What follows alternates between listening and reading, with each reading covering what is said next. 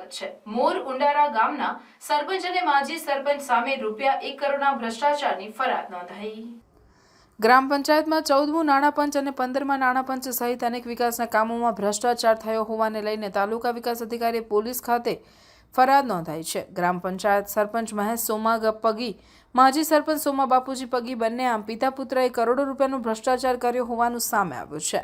મોર ઉંડારા ગામમાં વર્ષ 2015-16 થી વર્ષ 2022-23 સુધી સરકારની વિવિધ ગ્રાન્ટોમાંથી થયેલા વિવિધ વિકાસના કામોમાં સીસી રસ્તા સહિત અન્ય કામોમાં ગેરરીતિ કરેલ હોવાનું જિલ્લા વિકાસ અધિકારીએ બનાવેલી ટીમ દ્વારા તપાસ કરતા કરોડો રૂપિયાનો ભ્રષ્ટાચાર બહાર આવ્યો। પોલીસ મથકે ગ્રામ પંચાયતના હાલના સરપંચ મહેશ પગી અને માજી સરપંચ સોમા પગી સામે કરોડો રૂપિયાના ભ્રષ્ટાચાર કરવામાં આવવાને લઈને વિવિધ કલમો હેઠળ ગુનો નોંધાયો। નાયબ પોલીસ વડા PR રાઠોડ દ્વારા તપાસ હાથ ધરાઈ।